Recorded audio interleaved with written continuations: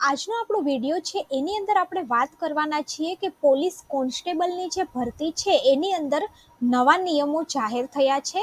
આજના દિવસે જ કોન્સ્ટેબલની ભરતીના નવા નિયમો છે એ ગૃહ વિભાગે જાહેર કર્યા છે. તો આ વિડીયોની અંદર આપણે જોશું કે નવી પરીક્ષા પદ્ધતિ શું છે અને આની અંદર યુવાનોને શું લાભ મળવાનો છે.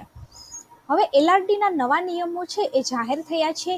એની આપણે વાત કરીએ તો લોકરક્ષકના વિવિધ સંવર્ગોની સંયુક્ત સીધી ભરતી પરીક્ષા પદ્ધતિમાં ફેરફાર. લોકરક્ષકની ભરતી અંતર્ગત લેવાતી શારીરિક કસોટીને હવે દોડ ફક્ત નિયમ પ્રમાણે પાસ કરવાની રહેશે, તેના કોઈ ગુણ છે એ રહેશે નહીં. પહેલા આની અંદર દોડ છે એના ગુણ ગણાતા હતા, પરંતુ હવે દોડના ગુણ છે એ ગણાશે નહીં. શારીરિક કસોટીમાં ઉત્તીર્ણ થયેલા તમામ ઉમેદવાર છે ને ઓબ્જેક્ટિવ એમસીક્યુ છે એની અંદર ભાગ લઈ શકશે. પહેલા ખાલી જેમને દોડની અંદર માર્ક્સ મળતા હતા એ જ એમસીક્યુની અંદર બેસી શકતા હતા, પરંતુ હવે બેસિક દોડ પાસ કરનાર તમામ વિદ્યાર્થી એમસીક્યુ પરીક્ષાની અંદર બેસી શકશે. પહેલા જે એમસીક્યુ છે એ 100 ગુણનું હતું, પરંતુ હવે જો એક એમસીક્યુ છે એ 200 ગુણનું કરવામાં આવ્યું છે અને પાસ થવા માટે ઓછામાં ઓછા 40 માર્ક્સ છે એ હોવા ફરજિયાત છે. રાષ્ટ્રીય રક્ષા યુનિવર્સિટી અથવા તો નેશનલ ફોરેન્સિક સાયન્સ યુનિવર્સિટીની અંદરથી કરેલા કોર્સ છે એના માટે વધારાના ગુણ છે એ પણ યુવાનોને આપવામાં આવશે. સ્પર્ધાત્મક પરીક્ષાની તૈયારી કરતા રાજ્યના યુવાનો માટે રાજ્ય સરકારે લોકરક્ષકના વિવિધ સંવર્ગોની સંયુક્ત સીધી ભરતી પરીક્ષામાં મહત્વપૂર્ણ ફેરફાર કર્યા છે.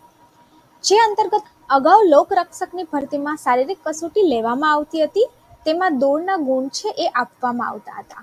જેના બદલે હવે દોડ ફક્ત નિયત સમયમાં પાસ કરવાની રહેશે, તેના કોઈ પણ ગુણ છે એ મેરિટની અંદર ગણાશે નહીં.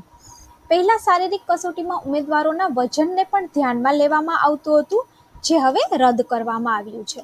આની અંદર અમુક ક્રાઇટેરિયા હતા વજનના પણ, છોકરીઓ માટે અલગ અને છોકરાઓ માટે અલગ, પરંતુ હવે તેને રદ કરવામાં આવ્યા છે.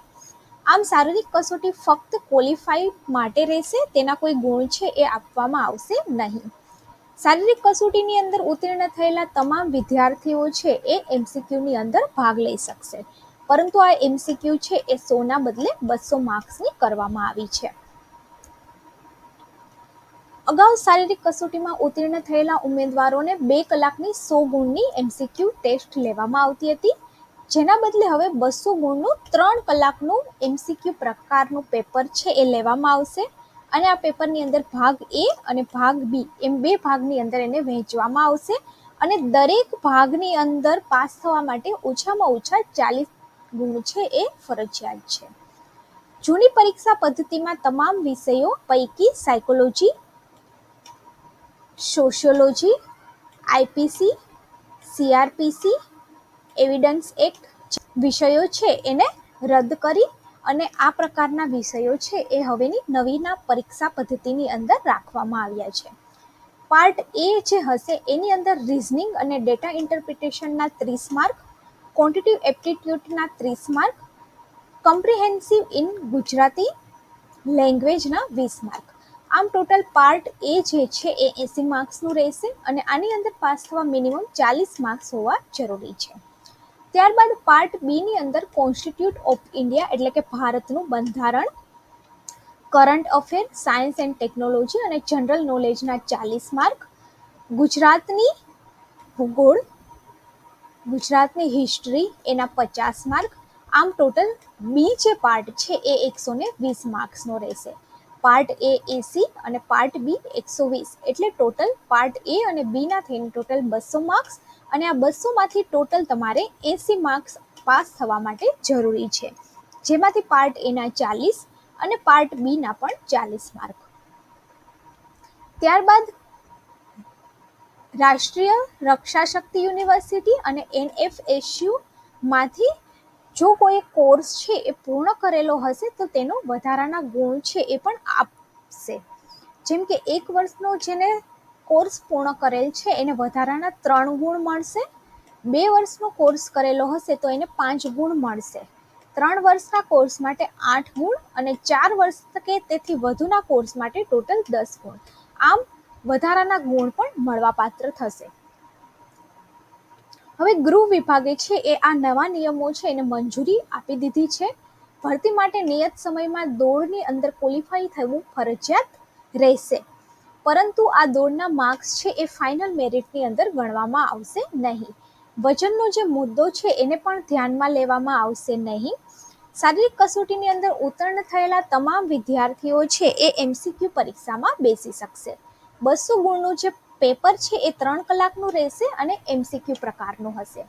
સાયકોલોજી, સોશિયોલોજી, IPC, CRPC અને એવિડન્સ એક્ટ જેવા જે વિષયો છે એને પરીક્ષામાંથી રદ કરવામાં આવ્યા છે. પાસ થવા માટે ઓછામાં ઓછા 40% ગુણ ફરજિયાત છે, પરંતુ આ ગુણ પાર્ટ A અને પાર્ટ B બંનેમાં 40-40 માર્ક હોવા જોઈએ. રાષ્ટ્રીય રક્ષા શક્તિ યુનિવર્સિટીમાં કરેલા કોર્સ છે એના માટે આગળ દર્શાવ્યા પ્રમાણે વધારાના ગુણ છે એ પણ મળવાપાત્ર થશે, અને NFSU માટે કરેલા જે કોર્સ છે એના માટે પણ ઉમેદવાર છે એને વધારાના ગુણ મળશે.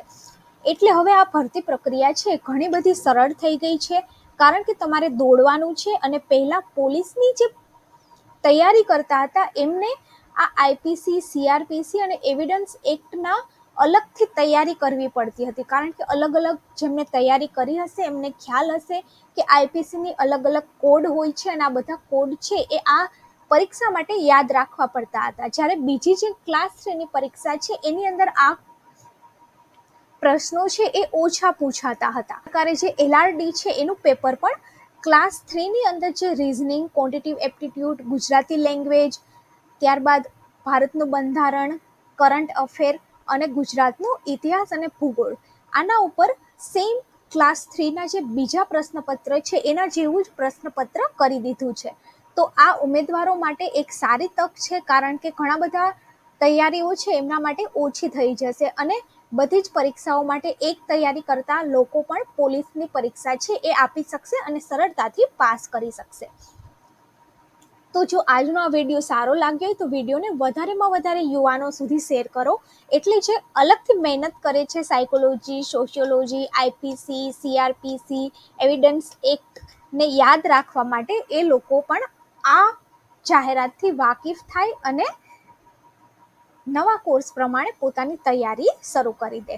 આવી જ નવી નવી માહિતી જાણવા માટે ચેનલની સાથે જોડાઓ.